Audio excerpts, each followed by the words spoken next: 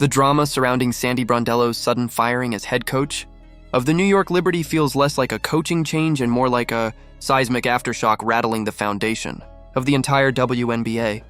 One day she was the face of New York's resurgence, the architect of their first championship, and the respected leader behind one of the league's most dominant rosters. The next she was out.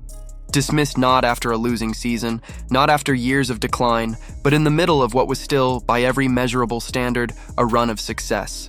And if that wasn't stunning enough, the ripple effects of her departure are pointing toward one destination with a force that's impossible to ignore: Indiana. Because if you're Caitlin Clark, or one of the millions of fans riding her wave of influence, you already know this isn't just about New York losing a coach. This could be about Clark gaining the one leader who might unlock her full potential and tilt the balance of power across the league. For New York, the decision made no sense on its face. Brondello had rebuilt a franchise that had spent years mired in irrelevance, guided them through roster transitions, absorbed the growing pains of injuries, and still delivered a championship and multiple finals appearances. When her players spoke after their elimination this postseason, not one of them blamed her. In fact, they rallied around her, praising her resilience and her ability to steady the ship in stormy waters. Breanna Stewart, Sabrina Ionescu, Jonquel Jones, all injured, all still fighting, spoke about how Brondello never let excuses dictate the culture. They believed in her. They wanted her back. And then the front office pulled the rug out. No explanation that matched reality, just a cold announcement that her contract would not be renewed. To fans and analysts alike, it was reckless. It wasn't just losing a coach, it was losing the very identity of the team. Brondello had delivered 107 wins in just 4 seasons, a championship banner, and the kind of consistency that franchises crave. Yet the Liberty's ownership, steeped in a championship or bust mentality, decided that wasn't enough. They weren't willing to acknowledge the impact of injuries or the human toll of a grueling season. They wanted perfection on demand, and when they didn't get it, they cut ties with the very person who had given them their best years in history. It was Wall Street logic applied to sports: slash the asset, buy a new one, and hope the numbers improve. The problem? Sports don't work that way, and New York just sabotaged itself. But where New York saw an ending, Indiana fans saw an opening. Almost immediately, the fevered cries began: hire Sandy Brondello. Bring her to Indiana. Pair her with Caitlin Clark. It wasn't just wishful thinking. It was a demand. Scroll through social media and the chorus was unmistakable. Stephanie White, despite guiding the Fever into the playoffs, had lost the confidence of many fans. Too many questions about her rotations, too many moments where Clark was benched at the wrong time, too many whispers about favoritism. The narrative was clear. Clark wasn't thriving because of the system. She was thriving in spite of it. And Brondello, with her championship pedigree, her tactical creativity, and her track record of elevating stars, suddenly looked like the missing piece. The dream of a Brondello-Clark partnership isn't fantasy. It's already been previewed. At the 2025 WNBA All-Star Game, Clark did something unprecedented. She orchestrated not a player trade, but a coaching trade. She maneuvered so that Sandy Brondello would coach her squad. And once they were on the same sideline, the chemistry was undeniable. Though sidelined with a groin injury, Clark wasn't treated like a passive participant.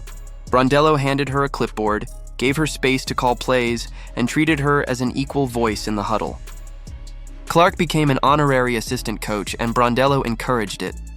She even said publicly that Clark could coach as much as she wanted. That moment wasn't just symbolic. It was a glimpse into what their partnership could look like. Respect, freedom, trust, and the fans haven't forgotten it. That's why the firing in New York has sparked such a firestorm. Because suddenly, the possibility of that partnership feels real. Imagine Clark's offensive arsenal fully unleashed under Brondello's system.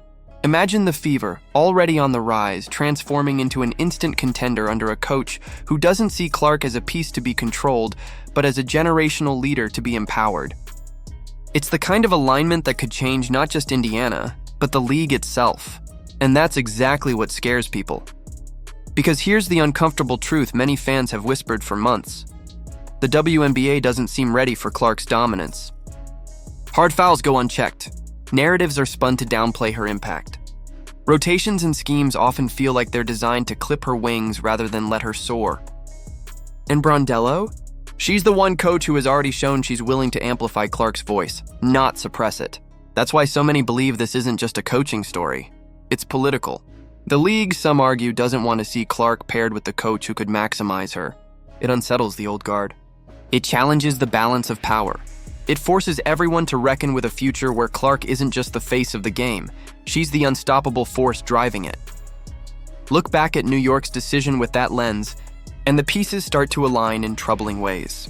A coach who bonded with Clark at the All-Star game is suddenly gone, despite delivering results that should have cemented her job for years. A coach whose players rallied behind her is dismissed as if loyalty and results no longer matter. Coincidence or calculated? Fans are asking those questions, and the answers don't feel accidental. What makes this story so dramatic is the irony baked into it. The Liberty think they've raised their standard by cutting Brondello loose. In reality, they may have just handed Indiana the greatest opportunity in franchise history. Because if the Fever front office is bold enough to make the move, if they're willing to replace Stephanie White and bring in Brondello, the league might never look the same. The vision is clear. Clark's leadership paired with Brondello's championship brain. It's not just a good fit.